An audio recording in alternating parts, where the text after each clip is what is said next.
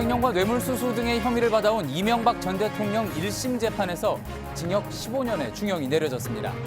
재판부는 10년 넘게 이어진 다스의 실소유주 의혹에 대해 이명박 전 대통령 것이 맞다는 게 넉넉히 인정된다고 밝혔습니다. 선고 공판에 불참한 이 전 대통령은 판결 후 실망감을 나타낸 걸로 전해졌습니다.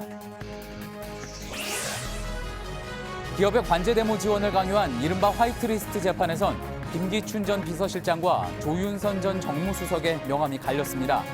앞서 문학의 블랙리스트 사건으로 구속됐다 풀려난 김 전 실장은 징역 1년 6월의 실형으로 다시 수감됐고 조 전 수석은 징역 1년에 집행유예 2년을 선고받아 구속을 피했습니다. 태풍 콩레이가 내일 오전 11시쯤 경남 통영에 상륙해 부산과 울산을 관통할 걸로 기상청이 예측했습니다. 내일까지 최고 300mm의 비가 내릴 걸로 예상되는 가운데 이미 태풍의 영향권에 든 제주에는 강풍이 불면서 비행기가 전면 결항되고 있습니다. 올해 노벨 평화상은 콩고 내전 성폭력 피해 여성을 도운 의사 드니 무케게와 이슬람 극단주의 무장단체인 IS의 성폭력 만행을 고발한 이라크 인권운동가 나디아 무라드에게 돌아갔습니다. 앞서 외신과 온라인 베팅 업체들은 문재인 대통령과 김정은 북한 국무위원장을 유력 후보로 주목했습니다. 폼페이오 국무장관이 몇 시간 뒤 4차 방북을 포함한 동북아 순방에 나섭니다. 종전선언과 영변 핵시설 폐기를 맞교환하자는 우리 중재안을 미국이 수용할지 주목됩니다. JTBC 뉴스룸 지금 시작합니다.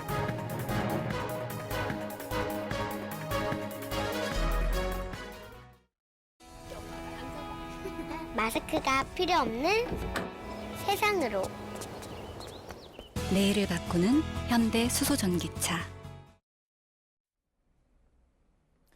이명박 전 대통령이 다스의 실소유자라는 게 넉넉히 인정된다. 10년을 넘게 이어진 물음에 오늘 법원이 이렇게 답을 내놨습니다. 넉넉히라는 표현을 쓴 건 그만큼 증거와 진술이 충분하다는 의미입니다. 법원은 이 전 대통령이 다스 돈 246억 원을 횡령했다고 판단했습니다. 다스의 미국 소송을 위해서 삼성이 대신 내준 돈 61억 원도 뇌물로 결론 내렸습니다.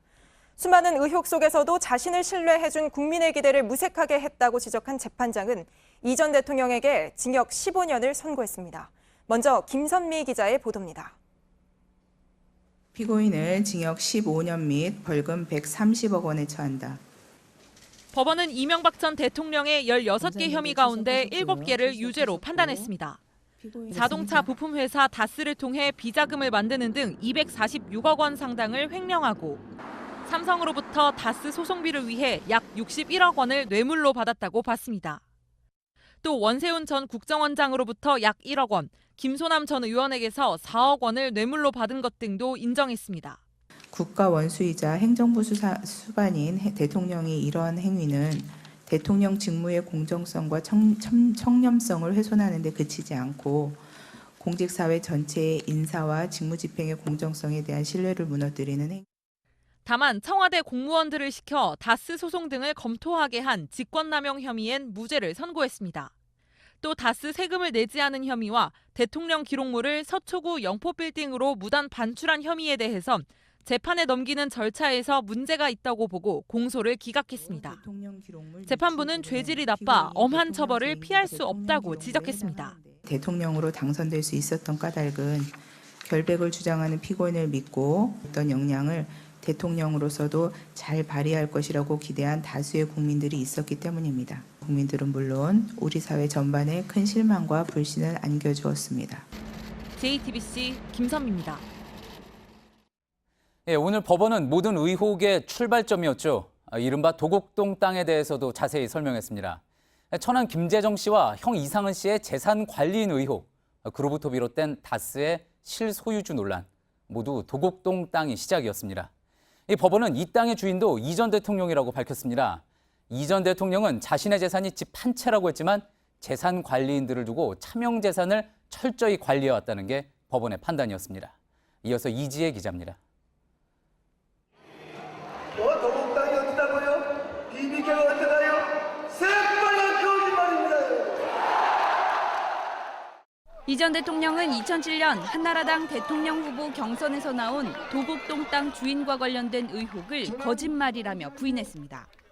하지만 이번 수사로 검찰이 파악한 차명 재산만 도곡동 땅을 비롯해 전국 10여 곳, 1,000억 원 상당에 이릅니다.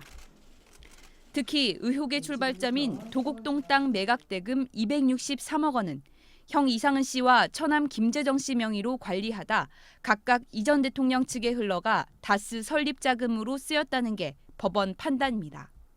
김재정은 피고인의 재산 관리인이었고 도곡동 땅 매각 대금도 피고인의 것이라고 인정할 수 있습니다. 친형과 처남 모두를 재산 관리인으로 본 겁니다. 재판부는 처남 김재정 씨가 도곡동 땅 판돈으로 주식을 하다 손해를 보자 이 전 대통령에게 들킬까 봐 걱정했다는 처남댁 권영미 씨의 진술도 의미 있게 봤습니다. 이 전 대통령은 지난 10여 년간 도곡동 땅과 다스가 모두 자신과 무관하다고 주장해왔습니다. 지난달 법정에서도 재산은 현재 사는 논현동 집 한 채가 전부라고 했습니다. 하지만 법원은 여러 명의 재산 관리인이 이 전 대통령을 주인으로 지목하고 있다고 밝혔습니다. JTBC 이지혜입니다. 오늘 중형이 내려진 가장 큰 이유는 삼성이 대신 내준 다스의 미국 소송 비용 때문입니다. 이 법원은 삼성이 돈을 대신 내준 이유가 이건희 회장 특별 사면 같은 현안이 있었기 때문이라며 대가성이 있다, 즉 뇌물로 인정했습니다. 박근혜 전 대통령에 이어 이명박 전 대통령에게도 삼성 뇌물 혐의에 대해 유죄가 선고된 겁니다. 강현석 기자입니다. 대통령 후보로 지명된 2007년 11월부터 2011년 11월까지 다스 미국 소송비 585만 달러를 삼성이 대신 내줬다. 법원은 검찰이 뇌물로 본 585만 달러 가운데 취임 뒤 받은 522만 달러를 뇌물로 인정했습니다. 약 110억 원의 뇌물 혐의 가운데 절반 이상이 다스의 미국 소송과 관련됐는데 이 가운데 상당수가 받아들여진 겁니다. 적어도 이때부터는 피고인이 삼성 지원 사실을 몰랐다거나 김석환이 무료로 소송을 해준 것이라고만 알았다, 이렇게 이야기할 수는 없습니다. 특히 재판부는 삼성이 뇌물을 건넨 동기가 이건희 회장 특별 사면 등에 있다고 봤습니다. 피고인의 대통령 임기 중 이건희 회장에 대한 특별 사면, 금산분리 완화 입법이 이루어졌습니다. 이러한 점을 보면 대가성은 충분히 인정됩니다. 삼성은 앞서 최순실 씨 딸 정유라 씨의 승마를 지원했다가 박근혜 전 대통령의 유죄 근거를 제공한 바 있습니다. 또 법원은 원세훈 전 국정원장이 건넨 미화 10만 달러와 김소남 전 의원, 이팔성 전 우리금융 지주회장이 건넨 돈의 대부분도 뇌물로 봤습니다. 다만 국정원장들이 건넨 특활 비중 6억 원과 대보그룹 회장 등으로부터 받은 돈은 당시 정황과 대가성 등에서 모두 무죄로 판단했습니다. 총 110억 원에 달하는 뇌물 혐의 중 1심에서 약 85억여 원이 인정됐습니다. JTBC 강현석입니다. 예, 오늘 재판에서 가장 주목받은 장면은 다스의 주인이 누구냐에 대한 판단이었습니다. 이 전 대통령이 주인이라는 게 넉넉히 인정된다고 했는데 그 넉넉함의 근거가 뭔지 취재기자와 함께 좀 더 이야기 나눠보겠습니다. 자, 강보들 기자, 일단 다스가 이 전 대통령의 것이어야지 뭐 횡령이나 뇌물 등 주요 혐의에 대한 죄를 물을 수 있는 거 아니었습니까? 하지만 그동안 이 전 대통령은 이게 나의 것이 아니라 형님 것이다, 이렇게 주장을 해왔던 거죠. 네, 이 전 대통령은 다스 실소유주 의혹에 대해서 나에게 물을 게 아니라라거나 30년간 다툼이 없던 형님 회사에 국가가 개입하는 게 온당하냐면서 자신과 무관한 회사라고 주장했습니다. 하지만 법원은 다스에 대해서 설립부터 경영, 승계 계획 마련까지 이 전 대통령이 주도한 이 전 대통령의 회사라고 판단했습니다. 예, 법원이 설립부터 경영, 승계 계획까지 이 전 대통령이 주도했다고 판단을 했다고 하면 설립 단계부터 한번 살펴볼까요? 검찰 조사에서 김성우 전 다스 사장은 1985년 현대건설 대표이던 이 전 대통령의 지시에 따라 다스의 설립을 준비했다고 진술했습니다. 이 전 대통령의 주선으로 현대차 관계자를 만나 다스가 생산할 부품의 종류를 정했고 공장 부지와 기술을 이전해줄 업체에 대해서 보고하고 지시받았다는 겁니다. 법원은 이 진술을 인정하면서 다스가 이 전 대통령의 것이 아니라면 현대차 등이 특혜를 줄 이유가 없다고 밝혔습니다. 또 이 전 대통령이 초기 설립 자금 3억 9,600만 원을 보냈다는 김성우 전 사장의 주장도 인정했습니다. 예, 그렇군요. 자, 이렇게 설립은 됐습니다. 이렇게 만든 회사, 경영을 하는 데 있어서도 이 전 대통령이 상당히 적극적으로 관여를 했고 심지어 대통령 재임 기간에도 관여했다는 점이 확인이 됐죠. 예, 이 전 대통령의 의사가 인사나 임원의 급여 수준, 회사 인수 등 주요 결정에 반영됐다는 게 다스 관계자들의 일관된 진술이고 법원도 이를 인정했습니다. 예, 조카 동영 씨와 아들 시영 씨를 다스에 입사시키거나 대통령 선거 캠프에 관여한 측근 강경호 씨를 공동대표이사로 선임하는 건 대통령 당선 이후 내려진 결정입니다. 예, 비자금 조성한 문제도 중요했던 것 같습니다. 이 비자금을 만든 게 이 전 대통령의 지시로 이루어졌다는 점도 다스의 주인을 밝혀내는 근거로 됐던 거죠. 예, 이 전 대통령 측은 최근 공개한 문건에서 처남 김재정 씨가 비자금을 만들어 쓴 걸로 의심됐다고 주장했습니다. 거듭된 사업 실패에도 거금을 새로 투자하는 등 씀씀이가 컸다는 건데요. 예, 하지만 법원은 경영에 참여하지 않은 김재정 씨가 이 전 대통령의 허가 없이 비자금을 조성했을 리 없다며 이런 주장을 받아들이지 않았습니다. 예. 또 자금 세탁에 동원된 다스 직원 다수가 이 전 대통령의 지시가 있었고 이 비자금이 선거 자금에 쓰였다고 진술했다면서 이 전 대통령의 책임을 분명히 했습니다. 예. 자, 그러면 이제 설립과 경영, 이제는 승계입니다. 다스 주식을 아들인 이시영 씨 명의로 넘기는 등 이 승계 계획을 세운 사실도 확인이 된 거죠. 이 형이나 처남의 명의로 되어 있던 주식을 자신이 세운 청계재단이나 아들 시영 씨에게 넘기는 계획이 담긴 문건도 발견됐습니다. 예. 청와대 행정관이 작성한 PPP 문건, 이른바 대통령 퇴직 후 계획 문건입니다. 법원은 주식 명의자가 이런 계획을 알지 못한 데다가 배당금을 받은 주주가 배당금을 시영 씨에게 넘기기도 했다는 점에서 다스의 주식은 이명박 전 대통령의 것이라고 판단했습니다. 예. 자, 어찌 보면 그동안 조각조각 저희가 보도해드렸던 내용이 이번 법원 판결문 안에 하나로 정리돼서 녹아있는 것 같기도 합니다. 잘 들었습니다. 강보들 기자였습니다. 예, 오늘 재판은 TV와 인터넷으로 전국에 생중계됐습니다. 하지만 정작 당사자인 이 전 대통령은 출석하지 않았습니다. 건강 문제도 있고 생중계가 국격을 해친다는 이유였죠. 오늘 재판장은 이를 모두 정당한 사유로 볼 수 없다고 했습니다. 정원석 기자입니다. 재판부는 어제 이명박 전 대통령 측이 불출석 사유서를 낸 뒤 다시 출석을 명령했다고 밝혔습니다. 하지만 이 전 대통령은 끝내 나오지 않았습니다. 이 전 대통령은 2시간 넘게 앉아있기 어렵고 생중계가 국격을 해친다고 주장했지만 재판부는 타당하지 않은 주장이라고 했습니다. 어제 피고인이 제출한 사유서에 여러 가지 불출석 사유가 기재되어 있었지만 출석을 거부할 만한 정당한 사유라고 보기는 어렵습니다.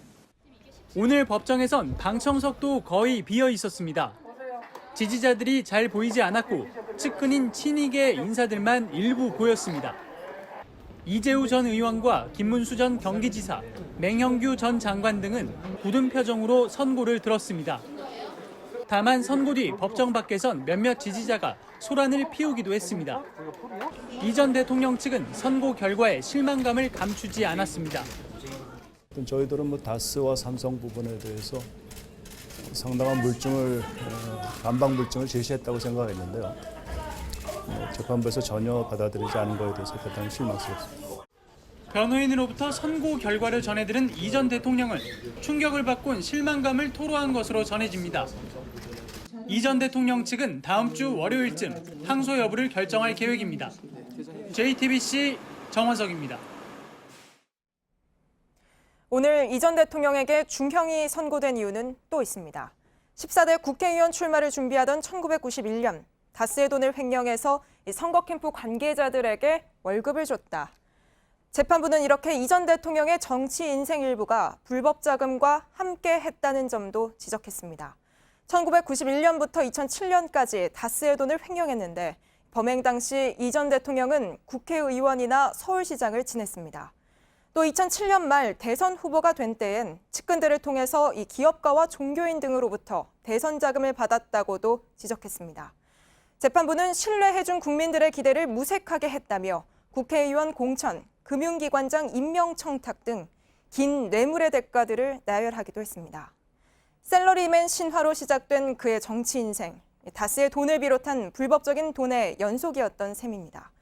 오늘 재판에선 이 전 대통령의 정치 인생에서 곁을 지켜온 측근들 진술이 주된 증거로 언급됐습니다. 등 돌린 측근들의 진술과 비망록은 법원의 유죄 판단을 고치는 결정적 단서가 됐습니다. 이가혁 기자입니다. 이팔성 전 우리금융회장은 이명박 전 대통령과 고려대 동문으로 한때 MB 측근으로 불렸습니다. 하지만 비망록을 작성하면서 2007년부터 2011년까지 이 전 대통령 측에 금감원장 자리 청탁 등을 위해 22억 원을 전달한 과정을 자세히 기록했습니다. 이 전 대통령이 청와대에 입성한 뒤에도 요구를 들어주지 않자 MB와 연을 끊고 다시 세상살이를 시작해야 하는지 여러 가지로 괴롭다. 나는 그에게 약 30억 원을 지원했다. 옷값만 얼마냐라고 분노의 심정을 적기도 했습니다. 재판부도 이 비망록을 중요한 유죄 증거로 봤습니다. 뇌물을 주었는데 자신의 인사가 결정되지 않은 점에 불만을 표시하는 내용 등이 기재되어 있습니다. 이러한 메모나 비망록의 신빙성은 매우 높다고 할 것입니다. 또 다스는 누구의 것인가를 밝힐 결정적 진술은 이 전 대통령과 젊은 시절을 현대건설에서 함께 보낸 김성우 전 다스 사장에게서 나왔습니다. 김 전 사장은 과거 특검 조사에선 이 전 대통령과 다스가 관련 없다고 주장했지만 올해 초 검찰 조사에서 마음을 바꿔 실토했습니다. 김성우는 피고인의 지시로 현대건설에서 퇴사하여 다스를 설립하였다.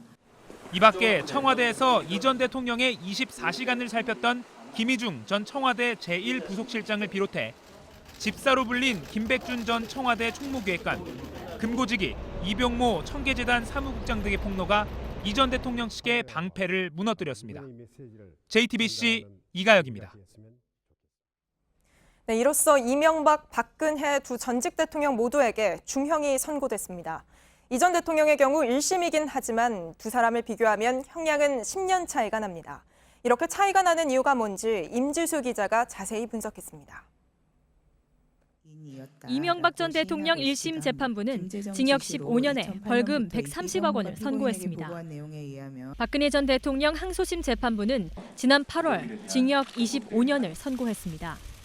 두 전직 대통령의 혐의는 각각 16개와 18개로 비슷하지만 뇌물 액수에 따라 형량 차이가 납니다. 법원이 인정한 이 전 대통령의 뇌물은 85억 원대였고 박 전 대통령은 246억 원으로 3배가량입니다. 뿐만 아니라 박 전 대통령의 경우 대통령 권한을 악용한 직권 남용과 강요 혐의가 대부분 유죄로 인정됐습니다. 이 전 대통령의 경우 청와대 공무원을 동원해 차명 재산을 관리한 것에 대해선 직권남용죄를 물을 수 없다고 판단했습니다. 이 전 대통령의 가장 무거운 혐의 중 하나인 횡령도 가족 회사를 대상으로 이루어졌다는 점을 참작했다고 재판부는 밝혔습니다. 또 두 전직 대통령 모두 책임을 전가하고 범행을 부인하는 등 죄질이 나쁘다고 봤지만 이 전 대통령은 그동안 재판에 나온 점도 고려됐습니다. JTBC 임지수입니다.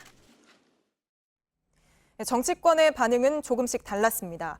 민주당은 처음으로 다스의 주인이 밝혀졌다며 중형은 당연하다고 평가했고 자유한국당은 지금 판단을 하는 건 적절치 않다면서도 책임감을 느낀다고 했습니다. 정치권 반응을 김나한 기자가 전해드립니다. 이명박 전 대통령의 1심 선고 결과가 나오자 여야 5개 정당은 앞다퉈 논평을 냈습니다. 민주당은 중형이 선고된 데 공감한다면서 국밥을 먹던 경제 대통령의 민낯이 사기 대통령이었다. 1시간이 훌쩍 넘은 공판은 비리 종합 백화점을 둘러보는 느낌이었다는 등 이 전 대통령을 강하게 비판했습니다. 이 전 대통령을 배출하기도 한 자유한국당은 담담한 반응을 내놨습니다.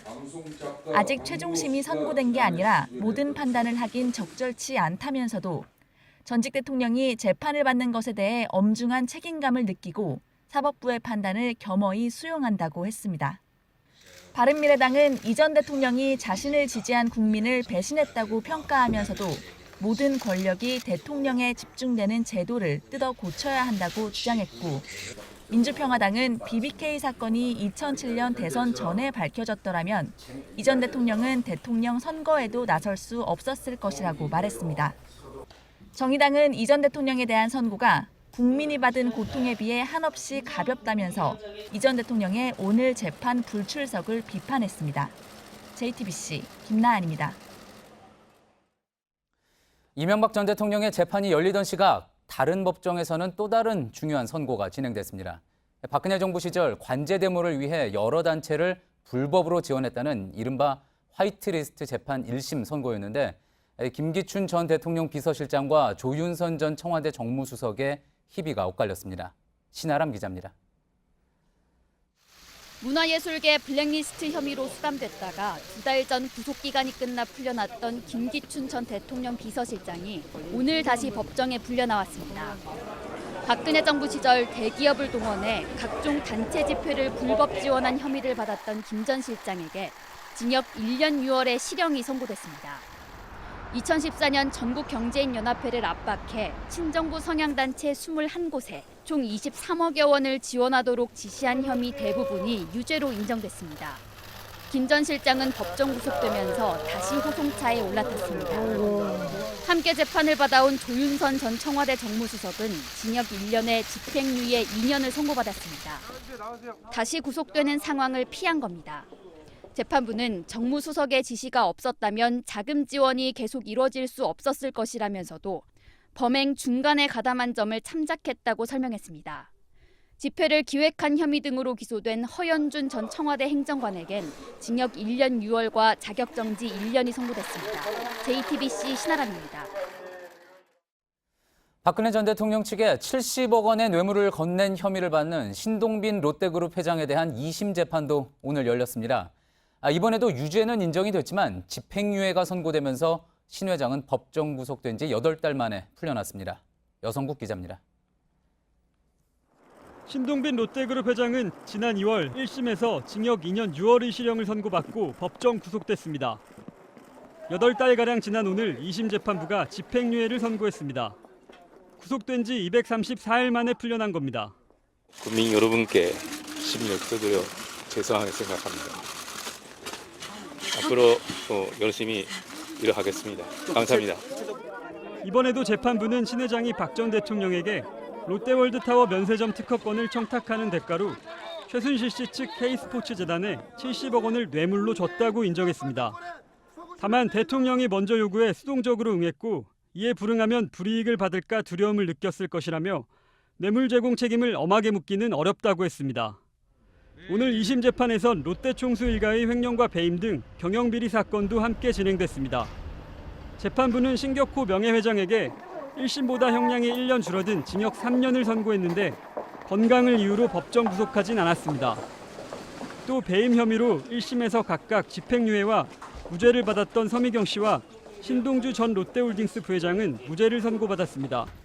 JTBC 여성국입니다. 중소기업진흥공단 채용 과정에 외압을 넣은 혐의로 재판에 넘겨진 자유한국당 최경환 의원에게 무죄가 선고됐습니다. 수원지법 안양지원은 검찰이 낸 증거만으로는 범죄에 대한 증명이 이루어졌다고 보기 어렵다고 판단했습니다. 최 의원은 2013년 박철규 당시 공단 이사장에게 자신의 지역구 사무실 인턴 직원 황모 씨를 채용하라고 압박해 합격시킨 혐의로 기소됐습니다.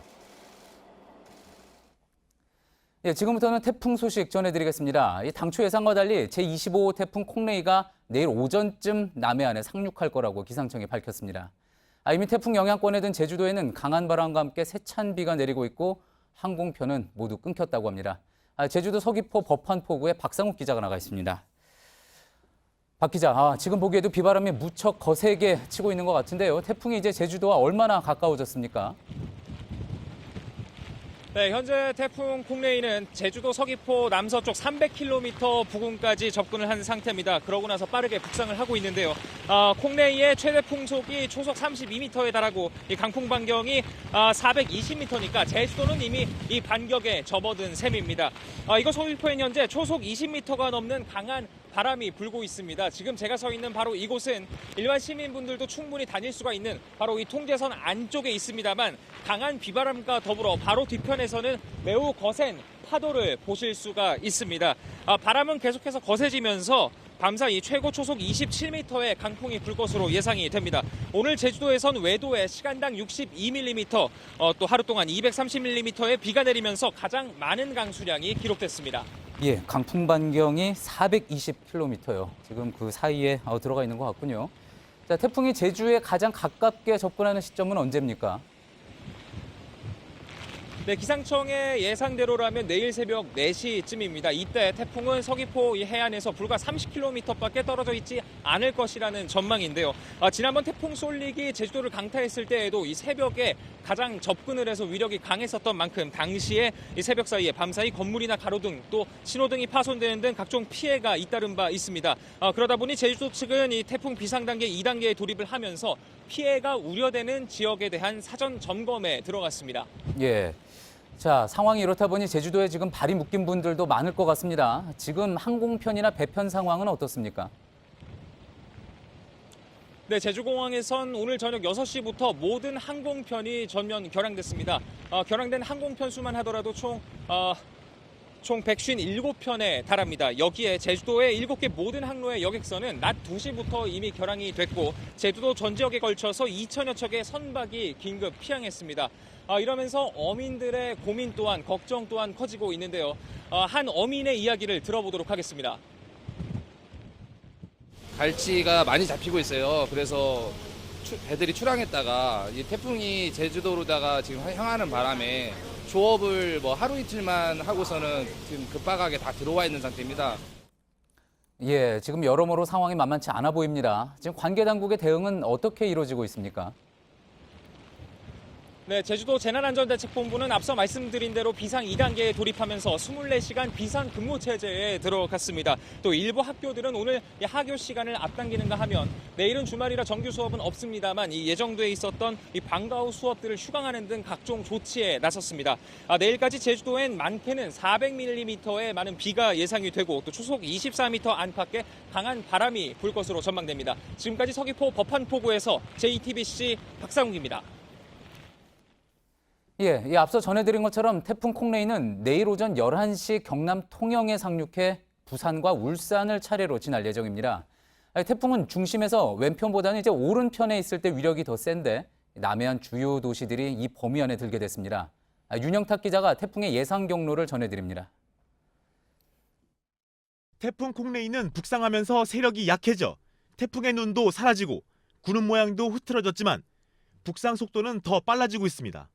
내일 오전 10시 전남 여수 앞바다를 지나 11시엔 경남 통영에 상륙할 예정입니다. 정오쯤 경남 창원 근처, 오후 1시엔 부산 북부를 통과하고 1시간 뒤 울산을 거쳐 한반도를 빠져나갈 것으로 예측됩니다. 태풍이 부산에 접근하는 시간 기준으로 주초 예상했던 것보다 하루 가까이 앞당겨진 겁니다. 이 때문에 예상 경로도 더 북쪽으로 이동해 한반도에 직접 상륙하게 됐습니다. 기상청은 태풍의 이동 속도가 빠른 데다 일본의 중심을 둔 북태평양 고기압이 북쪽으로 확장하면서 태풍을 밀어 올렸다고 설명했습니다. 한반도를 지나는 내내 강도는 중, 최대 풍속 초속 27m의 세력을 유지할 전망입니다. 강풍 반경이 370km 이상으로 서울 등 중부 일부 지방을 제외한 전국에 초속 15m 이상의 거센 바람이 불겠고 경남 남해안은 초속 25m의 강풍이 예보됐습니다. 제주와 남해안엔 내일까지 시간당 30에서 50mm, 최고 300mm 안팎의 장대비가 내리겠고 중부지방도 80mm 정도의 강우량을 기록할 것으로 내다봤습니다. JTBC 윤영탁입니다. 예, 일본 정부가 제주 관함식 참석을 보류한다고 조금 전에 공식적으로 밝혔습니다. 앞서 일본 측이 함정 파견을 취소했다는 내용을 JTBC가 확인해 인터넷 속보로 전해드렸는데 공식 발표로 이어진 겁니다. 전범기인 우길기를 달지 말아달라는 우리 정부의 요청을 끝내 거부했습니다. 윤서령 특파원입니다. 일본 정부가 다음 주 열리는 제주 관함식에 참석하지 않겠다고 공식 발표했습니다. 이와야 다케시 일본 방위상은 오늘 오후 기자회견을 열고 제주 국제관함식에 해상자위대 참석을 보류한다고 밝혔습니다. 이와야 방위상은 자위함기를 달지 말라는 한국 정부 요청을 받아들일 수 없다면서 지극히 유감스럽다고도 밝혔습니다. 앞서 우리 정부는 참가 국가들의 자국 국기와 태극기만 개항해 둘 것을 요청했습니다. 식민 지배의 아픔을 아직도 기억하고 있는 한국인들의 마음에 우길기가 어떤 영향을 줄 것인가 하는 것은 일본도 좀 더 섬세하게 고려할 필요가 있다 이렇게 생각합니다. 전날 자위대 수장의 발언은 논란에 기름을 부었습니다. 가와노 가스토시 통합 막료장은 자위함기는 자랑이며 이를 내리고 갈 일은 절대 없다며 강경한 입장을 취했습니다. 하지만 대통령이 승선하는 좌승함을 독도함으로 변경하는 안까지 검토되자 결국 참석하지 않는 쪽으로 서둘러 방향을 바꾼 것으로 보입니다. 일본이 관함식에 참석하지 않는 것으로 사태가 전개되면서 우길기 문제는 앞으로도 언제든지 외교 문제로 비화될 수 있다는 지적입니다. 도쿄에서 JTBC 윤서령입니다. 올해 노벨 평화상은 성폭력을 전쟁 무기로 사용하지 못하도록 하는 데 애써온 2명에게 돌아갔습니다. 문재인 대통령과 김정은 북한 국무위원장의 수상 가능성도 제기됐지만 올해 노벨위원회는 전쟁 중 성폭력 문제를 주목했습니다. 김성탁 특파원입니다.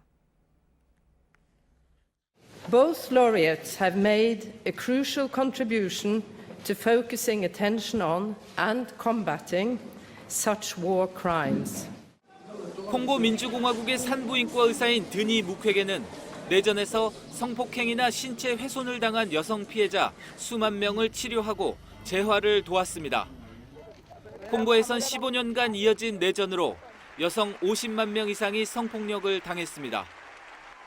무퀘게는 가족이 인질로 잡히고 운전사가 살해되는 상황에서도 여성들에 대한 지원을 멈추지 않았습니다. 이라크 소수 야드리족 출신 나디아 무라드는 극단주의 무장단체인 IS에 납치됐다 탈출한 성노예 피해자 출신 인권운동가입니다. 그는 IS를 민족 학살 혐의로 국제형사재판소에 제소했습니다. 올해 노벨 평화상엔 세 차례 남북 정상회담과 처음 열린 북미 정상회담과 관련해 문재인 대통령과 김정은 국무위원장, 트럼프 대통령도 수상 후보로 거론됐습니다. 노벨 문학상 수상자를 선정하는 스웨덴 할리먼이 유력 인사 성폭력 파문으로 곤욕을 치른 상황에서 노르웨이 노벨위원회가 평화상 시상을 통해 노벨상의 불명예를 털어내려 했다는 해석이 나옵니다. 시상식은 오슬로에서 노벨의 사망일인 12월 10일 열립니다. 런던에서 JTBC 김성탁입니다. 네, 문재인 대통령은 김정은 위원장과 함께 노벨 평화상의 가장 유력한 후보로 거론되었습니다. 시민들의 관심이 모이면서 오늘 오후 노벨 평화상이 실시간 검색어에 계속 오르기도 했는데요. 하지만 결과는 달랐습니다. 일단 후보 추천이 지난 1월 마감된 것이 가장 큰 이유로 보입니다. 정재윤 기자입니다. 타임즈는 노벨 평화상 수상 후보 1순위로 문재인 대통령과 김정은 위원장을 꼽았습니다.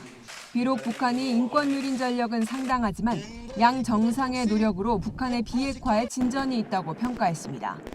2순위는 트럼프 대통령이었습니다. 역시 북한의 비핵화 노력을 높게 평가한 겁니다. 하지만 수상까진 이어지지 못했습니다. 청와대 핵심 관계자는 수상자 발표 직전 노벨상 후보자 추천이 1월 31일 만료였고 우리 정부의 한반도 평화 노력이 가시화된 건 그 이유라며 노벨상에 대해서 염두에 둔 게 없다고 말했습니다.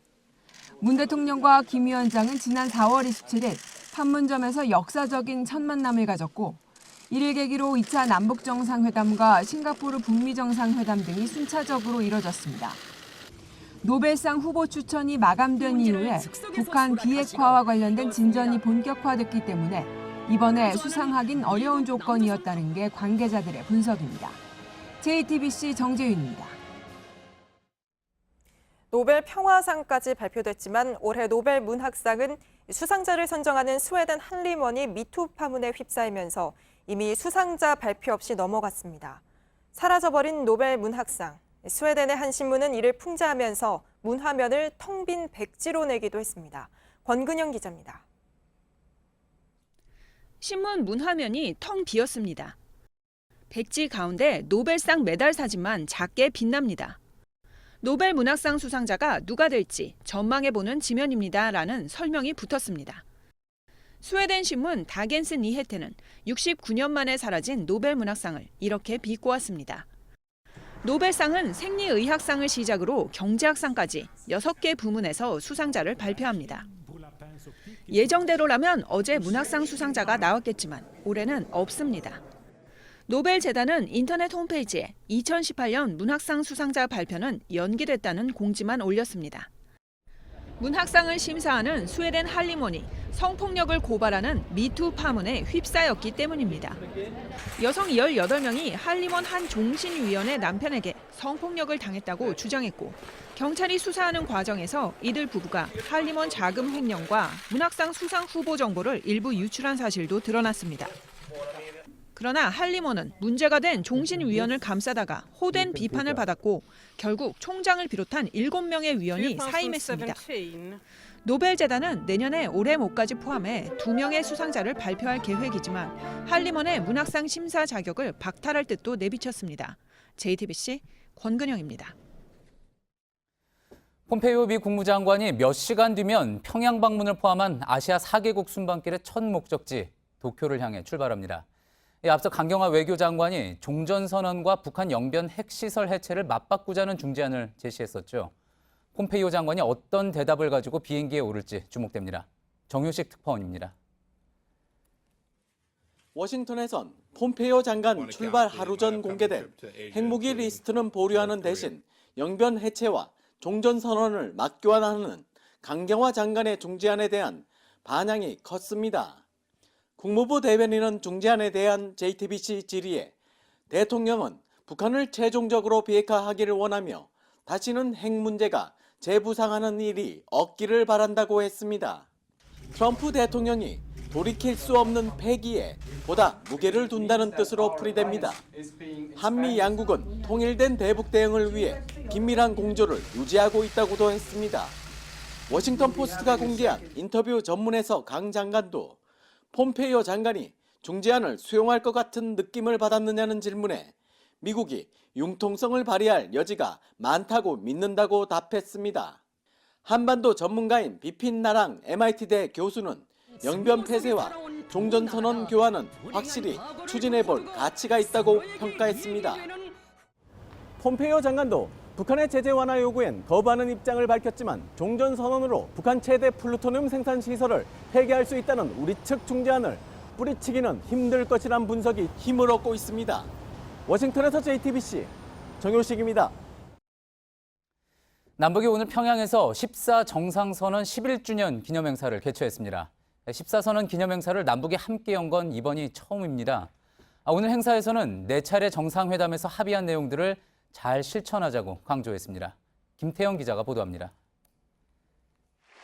14선언 11주년 공동기념행사의 화두는 합의의 실천이었습니다. 남북 모두 4차례 정상 간 합의 사항의 이행을 강조했습니다. 우리의 여정의 14선언은 녹슬지 않은 이정표입니다. 남과 북은 판문점 선언과 평양 공동선언을 통해서 6.15 선언과 14선언의 정신을 오롯이 계승하고 새로운 시대에 맞게 발전시켜 나가기로 통일을 앞당기기 위하여 역사적인 판문점 선언과 9월 평양 공동선언 이행에 한마음 한뜻으로 심차게 떨쳐 나서자는 것을 다시금 열렬히 호소합니다. 2007년 14선언의 합의가 이행되지 못한 배경도 거론됐습니다. 지난 10년간 북남선언의 귀중한 결실들이 무참히 짓밟히고 북남 관계는 파국에 처하였으며 대결의 방풍이 몰아치고 6.15 선언과 14선언에 포함됐지만 대북 제재로 발이 묶인 금강산 관광과 개성공단 등 남북 경협의 재개 필요성도 강조됐습니다. 우리 대표단은 오후에 만수대 창작사 등을 참관한 뒤 부문별로 흩어져 모임을 진행했습니다. 남북 고위급 회담 수석 대표인 조명균 장관과 이선권 위원장은 평양 공동선언의 이행 방안도 논의했습니다. JTBC 김태영입니다. 문재인 대통령은 오늘 제12회 세계 한인의 날 기념식에서 우리는 지금 분단과 대결의 시대를 넘어 평화의 한반도로 가고 있다고 강조했습니다. 특히 내년 3.1운동 100주년은 남북이 함께 크게 기념하기로 했다며 남과 북 그리고 전 세계 740만 재외동포가 함께하는 민족적 축제가 됐으면 좋겠다고 덧붙였습니다. 이어서 인도네시아 지진 쓰나미 피해 소식입니다. 대참사 발생 8회째가 되면서 매몰자들의 생존 가능성은 더 희박해지고 있습니다. 희생자 수는 1,588명. 하루가 지나고 나면 그 숫자가 크게 늘고 있습니다. 이마저도 구조대가 아직 진입하지 못한 지역의 상황은 포함되지 않은 겁니다. 현지에서 조택수 기자가 전합니다. 넓게 펼쳐진 진흙밭, 마을이 있었다고는 상상하기 어렵습니다. 강진으로 땅이 10m가량 솟구쳤다가 이어진 쓰나미로 건물들이 파도처럼 떠내려간 조노옥의 마을입니다. 1km 정도 자리를 옮겨서야 떠내려온 마을의 형체를 알아볼 수 있습니다. 집안에 있던 사람들은 그대로 묻혔고 그나마 진흙밭을 헤집고 나온 주민만 이재민 탈출 행렬에 올랐습니다. tempat saya pas di tempat kejadian itu rumah saya di situ dan mayat di mana-mana. 이슬람 사원 건물은 여전히 물속에서 방치되고 있습니다. 수상 보트로 대피한 사람들은 구호품을 얻기 위해 바다로 뛰어듭니다. 팔루로 빠져나가려는 사람은 점점 많아지고 있습니다. 취재진이 들어왔던 팔루 공항 앞입니다. 이렇게 많은 사람들이 줄을 서 있습니다. 하지만 표가 있어도 비행기를 탈 수가 없습니다. 구조 인력과 구호 물품을 실은 수송기들이 계속해서 뜨고 내리기 때문에 일반 항공기의 착륙이 사실상 불가능하기 때문입니다. 그래서 이렇게 공항에서 노숙을 하면서 하염없이 기다리는 사람들이 많습니다. 팔루 도심을 중심으로 복구 작업이 시작됐지만 예전 모습을 되찾기까지는 상당한 시간이 걸릴 것으로 보입니다. 로이터 통신은 사망자 수의 대부분은 팔루 지역에 집계라며 다른 지역에서도 점차 사상자가 확인되고 있다고 전했습니다. 인도네시아 팔루에서 JTBC 조택수입니다. 얼마 전 국회 대정부 질문에서 김동연 경제부총리가 자유한국당 심재철 의원에게 의원님도 업무 추진비를 썼다 이렇게 지적을 한 바가 있습니다. 심 의원이 청와대 업무 추진비 사용 내역을 공개한 걸 두고 나온 이야기인데 오늘 한국당은 정부가 국회의원의 의정 활동을 들여다봤다며 사찰 행위라고 거세게 반발했습니다. 강희영 기자입니다. 지난 2일 대정부 질문에서 김동연 부총리와 심재철 의원이 맞붙었습니다. 마치 심 의원님께서 국회 보직하고 계실 적에 주말에 쓰신 것과 똑같은 겁니다. 제가 주말에 썼던 것은 업추비가 아니라 특활비를 썼습니다. 그렇지 않습니다. 업추비도 쓰셨습니다. 오늘 한국당은 정부가 국회의원의 의정 활동을 들여다봤다며 비판했습니다. 문재인 정권이 이제는 아예 대놓고 나는 내가 지난 주말에 한 일을 알고 있다며 조폭적 사찰 행위를 공공연히 국회 차원의 조치도 요구했습니다. 심재철 의원은 민주당 박범계 의원이 허위 사실을 유포해 본인의 명예를 훼손했다며 검찰에 고소했습니다. 심 의원이 국회 부의장 재직 당시 특활비 6억 원을 받았다는 박 의원의 발언이 거짓이라는 겁니다. 박범계 의원은 심 의원과 같은 당의 김성태 원내대표가 한 발언 기사를 근거로 한 것이라고 반박했습니다. JTBC 강희연입니다. 지금 자유한국당의 관심은 조직 강화 특위에 합류하는 전원책 변호사의 행보에 몰려 있습니다. 무리한 인적 청산은 안 하겠다고 했지만 나부터 개혁의 대상이 되는 게 아닌가 우려도 나오는데 아무래도 전 변호사가 보수 논객 시절에 했던 거침없는 발언들을 의식한 것 같습니다. 한국당 주요 인사들을 비판해온 전 변호사의 발언을 임소라 기자가 모아봤습니다. 전원책 변호사는 JTBC의 최순실 국정농단 보도가 나온 뒤 당시 박근혜 청와대 인사들과 새누리당 친박계를 겨냥한 듯 이렇게 말했습니다. 나는요, 이 사건 터지자마자 내가 명칭을 붙였어요. 이건 최순실 게이트이자 그리고 곧 박근혜 게이트입니다. 내 이 표현을 썼습니다. 박근혜 대통령에게 딱 또 넉자입니다. 올 단두대. 친박 핵심으로 통하던 윤상현 의원에 대해선 박 전 대통령의 대국민 담화 아이디어를 준 것 같다고 지적하기도 했습니다. 누군가가 새롭게 아이디어를 준 사람이 또 등장을 한 거야. 저는 짐작하는 쪽이 하나 딱 있습니다. 네. 차마 내가 여기서 공개를 못 하겠어요. 대통령 보고 누나라고 하는 사람 아니에요? 나는 그분이라고 짐작을 해요. 네. 한국당의 역대 당대표들에 대해서도 비판은 거침없었습니다. 진박 공천 논란이 일었던 20대 총선 당시 청와대와의 공천 이면 계약서까지 거론하며 김무성 의원에 대해 부정적으로 평가했습니다. 그런데 저는 이번 그 새누리당 공천을 보면서 이 참 김무성 대표 있잖아요. 네. 이 원래 별명이 무성대장에 대해서 무대 아닙니까? 나는 그게 아니고 방금 년 전에 나오는 떡장수 이게 울러매고 다니는 무대. 지난 대선에 패배한 홍준표 전 대표에게는 이제 그만 변호사로 돌아가라며 책임론을 제기했습니다. 대통령 선거에서 패배해갖고 미국 가서 SNS로 정치 다 하고 있어. 정식으로 기자회견에서 얘기를 해야죠. 여러분 그동안 너무 고마웠습니다. 이거 한마디 하고 집에 가야죠. 친박계의 지지를 받고 있는 황교안 전 총리에 대해선 한때 호의적 평가를 내놓기도 했습니다. 저분이 우리의 보수 세력의 하나의 그 등대가 대항마가 될 수 있겠다. 이래서 신망이 이제 자꾸 모여드는 거예요. 그건 친박뿐이 아니라고나 봐요. 그런데 만약에 본인이 그런 생각을 하고 있다면 매우 조심을 해야 될 때고. JTBC 임소라입니다. 유은혜 교육부 장관이 어제 유치원 영어 교육을 허용하겠다고 한 데 이어 오늘은 초등학교 방과 후 영어 교육 가능성도 내비쳤습니다. 찬반 논쟁이 뜨겁고 내부 협의도 끝나지 않은 사안이라 교육부 내에서도 당황스러워하고 있습니다. 오효정 기자입니다. 초등학교 1, 2학년 학생들의 방과 후 수업에서 영어가 법적으로 금지된 건 올해 3월부터입니다. 찬반 논쟁은 뜨거웠습니다. 정규 교육과정 이전에 영어 교육이 시작되면 교육 격차가 더 벌어질 거란 의견과 공교육에서 금지하면 오히려 사교육 시장을 찾게 된다는 의견이 맞섰습니다. 교육부는 방과 후 영어 교육 금지를 유치원으로 확대하려다 강한 반발에 직면했습니다. 결국 한 발 물러서 공론화에 붙이기로 했습니다. 계획대로라면 이달 말쯤 결론이 나올 예정입니다. 그런데 유은혜 교육부 장관은 어제와 오늘 깜짝 발표를 내놨습니다. 어제 유치원에 방과 후 영어를 허용하겠다고 밝힌 데 이어 오늘은 초등학교 1, 2학년도 허용하겠다는 의중을 내비쳤습니다. 이제 금지하는 것이 너무 현실에 맞지 않는 게 아니냐라고 국회의원들이 이제 몇 분 법 개정안을 내놓으신 바 있고 현장에선 혼란이 가중되는 모양새입니다.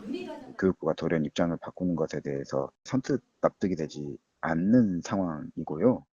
장관의 발언은 교육부 내부에서조차 협의가 되지 않은 걸로 전해졌습니다. 특히 초등학교의 경우 법을 고쳐야 해서 논란이 커질 전망입니다. JTBC 오효정입니다. 걸그룹 출신 연예인 구하라 씨가 사생활 동영상을 유포하겠다는 협박을 당했다면서 사귀던 남성을 추가로 고소한 사실이 알려져 논란이 되고 있죠. 그러면서 이렇게 사생활 영상을 유포해 보복하는 이른바 리벤지 포르노 유포자들을 강력히 처벌해야 한다는 목소리가 커지고 있습니다. 청와대 국민청원 게시판도 들끓고 있죠. 어환희 기자입니다. 한 남성이 탄 엘리베이터 앞에 여성이 무릎을 꿇고 앉았습니다. 영상 속 여성인 구하라 씨는 성폭력 처벌법 위반과 협박 강요 혐의로 전 남자친구인 최모 씨를 지난달 27일 추가로 고소했습니다. 최 씨로부터 사생활 동영상을 유포하겠다는 협박을 받았다는 겁니다. 구 씨 측은 둘 사이에 폭행 사건이 일어난 뒤 최 씨가 연애 생활을 끝내주겠다며 약 20분 간격을 두고 영상 2개를 휴대전화로 보내왔다고 주장했습니다. 이에 대해 최 씨 측은 구 씨가 먼저 영상을 찍자고 했으며 영상을 보낸 건 협박 목적이 아니었다고 반박했습니다. 진실 공방 속에 청와대 청원 게시판에는 보복성 사생활 영상 유포 행위인 리벤지 포르노 범죄를 강력히 처벌해달라는 글이 잇따르고 있습니다. 하루 사이 14만여 명의 동의를 얻은 청원도 있습니다. 타인의 신체를 그 의사에 반해 촬영하거나 유포한 경우에는 처벌이 가능합니다. 하지만 유포되지 않았다면 성폭력 처벌법 적용은 어려울 수도 있습니다. 유포 협박을 하고 있다고 이제 언어적으로 표현되진 않았지만 피해자분들은 유포 협박의 공포를 느끼게 되는 것이죠. 경찰은 최 씨의 휴대전화와 USB 저장 장치 등을 압수해 분석 중입니다. JTBC 어환입니다. 조양호 한진그룹 회장이 평창동 자택 수리 비용과 경비원 월급 16억 원을 회사 돈으로 대신 내게 한 혐의로 검찰에 넘겨졌습니다. 직원들은 조 회장의 손주들을 위한 모래놀이터 공사에도 동원됐다고 합니다. 김민관 기자가 보도합니다. 높은 담과 CCTV로 둘러싸인 조양호 회장의 서울 평창동 자택입니다. 조 회장은 자택에 상주하는 경비원 급여와 보수공사 비용 등 16억 5천만 원을 그룹 계열사인 정석기업에 떠넘긴 혐의를 받고 있습니다. 정석기업은 돈을 대신 내준 사실을 감추기 위해 가짜 계약서를 작성했습니다. 직원들은 집에 있는 모래놀이터 공사와 와인 창고 보수 작업 등에도 동원됐다고 합니다. 경찰은 이 같은 수사 결과를 바탕으로 조 회장과 정석기업 대표 등 3명을 배임 혐의로 검찰에 넘겼습니다. 한진그룹 측은 조 회장이 수사 이전에 모든 비용을 반납했다며 향후 자택 업무에 회사 직원이 연관되는 일은 없도록 하겠다고 했습니다. JTBC 김민관입니다. 색이 변한 링거 수액은 새 것으로 바꿔서 환자에게 제공하는 게 원칙입니다. 그런데 부산의 한 병원에선 이렇게 변색된 수액팩에 새 라벨을 붙여서 몰래 사용한 사실이 드러났습니다. 라벨을 떼어보니 밑에는 보름 전 숨진 환자의 이름이 그대로 적혀 있었습니다. 구석찬 기자입니다. 폐암 말기 환자 70살 박모 씨는 한 달 전부터 무색 투명한 영양제를 맞아왔습니다. 그런데 어제 아침에는 평소와는 다른 누런 빛깔의 수액이 병실로 들어왔습니다. 보호자가 미심쩍어 병원 측에 확인하자 이상한 일이 벌어졌습니다. 항생제 빛깔하고 똑같았어요. 다시 들고 나와가지고는 가서 가져오래. 그렇게 얘기했대. 더 황당한 건 그 수액에 붙은 라벨이었습니다. 라벨 밑에 또 다른 라벨들이 붙어 있었는데 보름 전에 숨진 다른 환자의 이름이 써 있었습니다. 여러분 상식적으로 이해가 안 됩니다. 분노가 치밀어 오르죠. 현재로선 변질 여부도 가려낼 수 없는 상황이라 병원 내부에서도 말이 많습니다.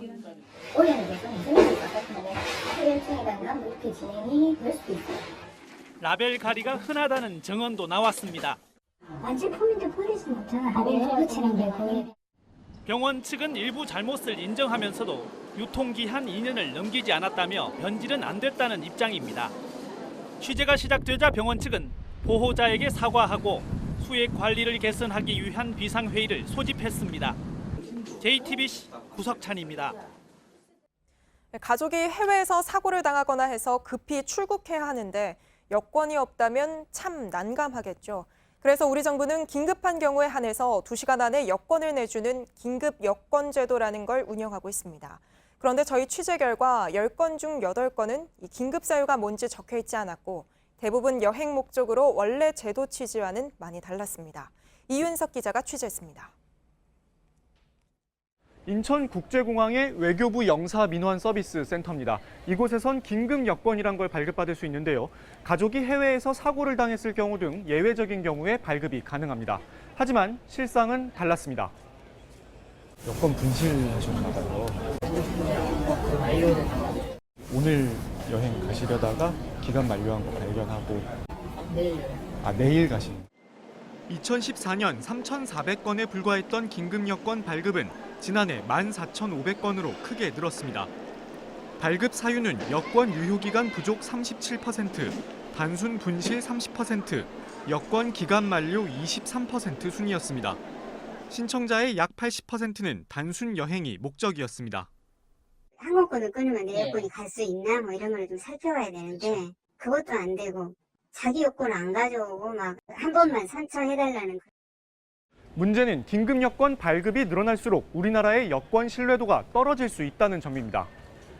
무비자 입국의 수혜국으로서의 지위에 큰 상처를 입고 있기 때문에 제도적, 법적 장치를 재강구를 하고 또 분실을 이유로 긴급 여권을 발급받을 경우 관련 개인정보가 인터폴로 넘어가기 때문에 더욱 신중해야 한다고 외교부는 밝혔습니다. JTBC 이윤석입니다.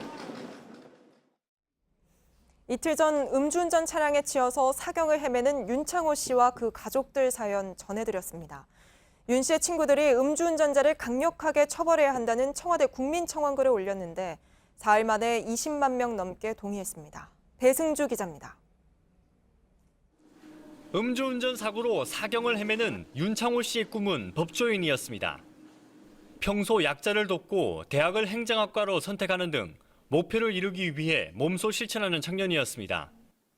하지만 정의로운 사회를 만들어 보겠다는 22살 청년의 꿈은 한 음주운전자가 낸 사고로 물거품이 됐습니다.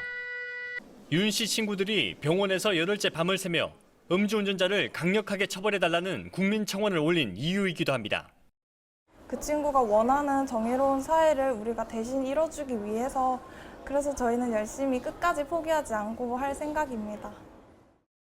그만큼 많이 사고가 일어나고 있고 그러니까 국민 여러분들께서도 공감해 주시고 계시고. 하지만 여전히 윤 씨는 뇌사 상태에 빠져 깨어나지 못하고 있습니다. 아빠 어디야? 하면서 배고파. 뭐 없어? 하는 네 목소리 듣고 싶고. 윤 씨의 딱한 사정과 함께 음주운전 가해자의 70%가 집행유예를 받아 풀려나는 현실이 알려지면서 많은 국민이 청원에 공감하고 있습니다. 이에 힘입어 청원이 시작된 지 사흘 만인 오늘 오전 20만 명을 넘어섰습니다. 이제 정부가 공식 답변을 내놓아야 할 차례입니다. JTBC 배승주입니다. 이렇게 처벌을 강화해달라는 청원이 나오는 건 음주운전 재범률이 40%를 훌쩍 웃돌기 때문입니다. 최근 서울에선 음주운전으로 면허가 취소된 운전자가 또 술을 마시고 운전을 하다가 경찰에 붙잡혔습니다. 이 운전자는 심지어 보복운전까지 했는데 그 이유가 황당합니다. 연지환 기자입니다. 우회전하기 위해 기다리고 있는 차량을 갑자기 은색차가 다가와 가로막습니다. 차 문이 열리더니 운전자가 내려 뒷차 쪽으로 걸어갑니다. 앞유리와 엔진 덮개를 손으로 사정없이 내려칩니다. 놀란 피해 차량이 간신히 자리를 떠나자 이번엔 쫓아가기 시작하는데 3km가량 추격전이 이어집니다. 1km 정도 더 쫓아가며 위협 운전을 계속했지만 피해 차량이 이 파출소 앞에 멈춰서자 추격을 멈추고 달아났습니다. 피해자는 약간 몸이 불편한 상태에서 이제 뭐 빠르게 운전을 할 수 없는 상태에서 천천히 서행을 했었는데 여자친구랑 싸워서 화가 나서 했다고 진술을 했었습니다. 4시간쯤 뒤 인천까지 달아난 운전자 25살 김모 씨는 이번엔 앞서가던 택시를 들이받고 달아났습니다. 김 씨는 쫓아온 택시기사에게 결국 붙잡혔습니다. 잡고 보니 김 씨의 혈중 알코올 농도는 0.351%의 만취 상태였습니다. 김 씨는 이미 지난 4월 음주로 면허가 취소됐습니다. 또 김 씨는 보복운전을 하다가 파손된 자신의 차를 주차장에 세워뒀다 사고가 났다며 거짓 신고해 보험금 120여만 원을 타냈습니다. 김 씨는 다시 뺑소니를 당했다며 보험금을 신청하려다 경찰에 덜미를 잡혔습니다. JTBC 연지환입니다. 이명박 정부 시절 경찰의 댓글 조작을 지휘한 혐의를 받는 조현오 전 경찰청장이 구속됐습니다. 전직 경찰 총수가 경찰 수사를 받다가 구속돼서 경찰관사에 수감된 건 이번이 처음입니다. 조 전 청장은 2010년부터 2012년까지 서울지방경찰청장과 경찰청장으로 재직하면서 경찰 조직을 동원해서 정부의 우호적인 온라인 댓글 3만 3천여 건을 달게한 혐의 등을 받습니다. 삼성전자가 3분기에 17조 5천억 원의 영업이익을 거뒀다고 발표했습니다. 분기별 영업이익으로는 사상 최대치입니다. 반도체 부문에서 전체 이익의 80%가량을 거둔 것으로 추산되는 가운데 스마트폰 사업 등은 지난해보다 부진했던 것으로 알려졌습니다. 오늘 오전 돼지 50마리를 싣고 달리던 4.5톤 트럭에서 7마리가 떨어지면서 경기도 안산시의 서해안 고속도로 용담터널 주변 교통에 큰 혼잡이 빚어졌습니다. 경찰은 적재물 관리 위반으로 트럭 운전자에게 범칙금과 벌점을 부과할 예정입니다. 지난 5월 잠깐 사귀던 여성이 헤어지자고 하자 이 여성을 찾아가 살해한 40대 남성에게 징역 25년의 중형이 선고됐습니다. 법원은 피해자가 결별을 통보하자 스토킹을 했고 이를 피해자 가족들이 신고하자 앙심을 품고 흉기를 사서 찾아갔다며 상당히 계획적이라고 지적했습니다.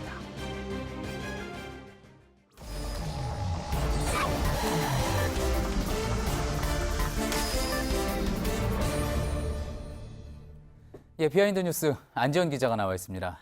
안 기자, 첫 번째 키워드부터 볼까요? 네, 첫 키워드 MB의 감각입니다. MB의 감각, 아무래도 1심 선고 내용 관련된 내용 같군요. 네, 맞습니다. 이명박 전 대통령 오늘 선고 공판에 출석하지 않았죠. 하루 전날 제출한 불출석 사유서에는 이런 내용을 썼습니다. 그 내용을 저희가 가져와 봤는데 이 전직 대통령의 이런 모습을 국민에게 보여주는 건 국민 단합과 국격을 해치는 것, 이렇게 했습니다. 그러니까 전직 대통령이 이 입정과 퇴정하는 모습 자체를 노출하는 것 자체가 국격을 해친다, 이런 의미입니다. 예, 저 불출석 사유서 어제 공개가 되면서 또 많이 화제가 되기도 하고 논란이 되기도 했는데 국격이라는 말 참 오랜만에 듣는 것 같습니다. 네, 그렇습니다. 오늘 이 국격이라는 표현을 두고 한때 이명박 전 대통령의 측근이었던 정두원 전 의원은 공개적으로 지적하기도 했는데요. 예. 해당 발언 들어보시죠. 예. 그러니까 이런 걸 누가 적어주는지 모르겠지만 너무 정무감각이 없는 거죠. 아, 예.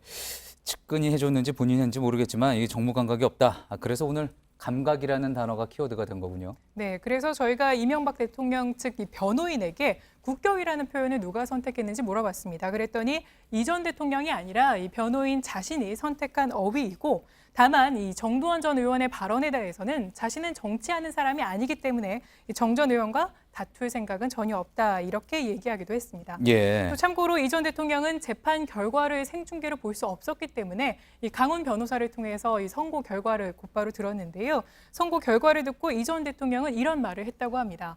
여러 판결 결과를 상상했는데 그 가운데 제일 나쁘게 선고 결과가 나왔다, 이렇게 말했다고 합니다. 아, 제일 나쁜 결과였다. 아, 그런 이야기였군요. 자, 이명박 전 대통령 그동안 근데 이제 자신의 혐의를 두고 계속 부인해 오지 않았습니까? 네, 맞습니다. 그런데 일부 항변에 대해서는 국민 정서와 거리가 있다, 이런 지적이 나온 바 있었는데요. 예. 먼저 이 전 대통령이 받은 혐의 가운데 가장 핵심이었던 그 다스의 실소유주 논란에 대해서는 부인하면서 이같이 말을 했습니다. 자신이 갖고 있는 전 재산은 현재 살고 있는 논현동 집 한 채가 전부다, 이렇게 직접 항변한 바도 있고요. 예. 그 다음에 이상은 회장은 무서운 사람이다, 그러면서 이상은 회장 입장에서는 자기 소유의 자기 회사인데 굳이 내 거다, 이렇게 할 필요가 있겠느냐, 이렇게 말하기도 했습니다. 자기 소유면은 내 거다 이야기할 수도 있을 것 같은데 그렇게 이야기를 해서, 자, 그렇기 때문에 이제 이 전 대통령 내 본인의 것이 아니다, 이렇게 이야기를 한 거였군요. 네, 맞습니다. 또 이 전 대통령 측은 정기적으로 다스 경영진으로부터 회사 경영 현황을 보고받은 것에 대해서도 문제가 되지 않는다, 이렇게 항변한 바 있는데요.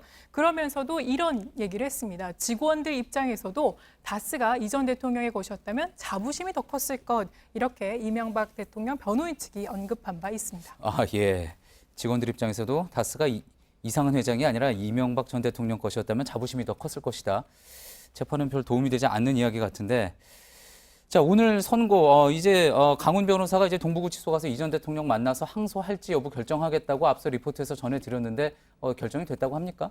네, 일단 이명박 전 대통령 측은 항소 여부에 대해서 실익을 따져봐야 한다며 이 항소 여부에 대해서는 다음 주 초에 결정하겠다고 말한 상태입니다. 예. 또 이 전 대통령과 함께 오늘 주목을 끌었던 건 바로 선고 판사였던 정계선 판사였는데요. 이 과거 사법시험에서 수석 합격해서 이 합격자 당시에 이렇게 기사화된 적이 있습니다. 아, 수석 합격할 당시의 모습입니까? 네, 그렇습니다. 예. 그 당시 기사를 그대로 가져왔는데 당시에 법조계가 너무 정치 편향적, 이렇게 얘기하면서 법대로라면 전직 대통령의 불법 행위도 당연히 사법 처리해야 한다, 이렇게 말한 바 있습니다. 예. 다만 1995년, 그러니까 합격 당시에는 노태우, 전두환 두 전직 대통령이 차례로 구속되기 직전이긴 했습니다. 예, 자, 그렇다면은 시작할 때 이제 판사를 시작할 때 그때 포부를 지킨 셈이 됐다, 이렇게 볼 수도 있겠군요. 알겠습니다. 다음 키워드 볼까요? 네, 다음 키워드는 도박사의 예감입니다. 예, 도박사의 예감 어떤 내용입니까? 네, 오늘 노벨 평화상은 이 콩고 의사인 드니 무케게와 IS 만행을 고발한 나디아 무라드가 수상했습니다. 예. 저희가 월드컵을 잘 마친 이 문어 파울의 모습을 가져왔는데, 그런데 당초 오늘 노벨 평화상을 두고도 도박사의 예측이 계속해서 나왔습니다. 그런데 예측 결과는 다소 달랐는데요. 보시는 것처럼 세계적으로 유명한 도박 사이트에서는 가장 유력한 수상 후보로 김정은 위원장과 문재인 대통령을 이렇게 꼽았습니다. 예. 다음으로 앙겔라 메르켈 독일 총리였고요. 그 다음이 도널드 트럼프 미국 대통령 순이었습니다. 예, 그러니까 노벨 평화상을 누가 받을 것이냐를 두고서도 저렇게 세계적인 사이트에서 도박을 하고 있었던 거군요. 자, 그런데 정작 청와대에서는 이 부분에 대해서, 이 수상 가능성에 대해서 전혀 언급을 하지 않았습니다. 아무래도 수상 가능성을 낮게 봐왔던 거죠. 네, 맞습니다. 청와대 관계자는 이렇게 얘기한 바 있는데요. 별로 기대하지 않고 염두에 둔 것도 없다, 이렇게 얘기했습니다. 예. 그러면서 그 이유로는 후보 추천 만료일이 올해 1월 31일이었는데 예. 남북 정상회담 등 이 평화 프로세스가 본격화된 건 그 이유기 때문에 해당이 안 된다, 이렇게 설명한 건데요. 예. 그래서 저희가 실제로 노벨상 후보 선정 과정을 살펴봤습니다. 그랬더니 이렇게 전년 9월까지 세계 전문가들에게 추천 의뢰서를 발송하고요. 그리고 당해년도 1월 31일까지 추천서 접수를 마감하고 그 다음에 본격 심사에 돌입하게 됩니다. 예. 때문에 이 심사 과정만 본다면 문 대통령과 김정은 위원장이 선정된 가능성은 높지 않았습니다. 예, 그렇겠군요. 자, 그런데 또 재밌었던 게 도박사의 예측에서 도널드 트럼프 대통령이 3위였다고 하죠? 네, 맞습니다. 이 북미 정상회담이 최초로 만나는 이 세계적 이벤트를 연출했던 당사자이기도 한데 남북 정상에 비하면 순위가 다소 떨어진 상태였습니다. 때문에 만약 이 노벨 평화상 수상자가 도박사들의 예측대로 이 트럼프 대통령을 제외하고 남북 정상이 공동 수상할 경우에 이 평화의 공로를 따지는 분위기가 형성돼서 오히려 남북미 관계가 미묘해질 수 있다. 예. 이런 일각의 우려가 나온 바 있었는데요. 예. 그런 우려는 일단 우려로만 끝나게 됐습니다. 그렇군요. 알겠습니다. 잘 들었습니다. 비하인드 뉴스 안지연 기자였습니다. 태풍 콩레이가 내일 오전 11시쯤 경남 통영에 상륙해서 오후 2시쯤 한반도를 빠져나갈 것으로 보입니다. 전국에 내일까지 시간당 30에서 50mm 이상의 많은 비가 내리고 강한 바람도 불어서 혹시 모를 피해에 대비하셔야겠습니다. JTBC 뉴스룸 저희가 준비한 소식은 여기까지입니다. 시청해주신 여러분 고맙습니다.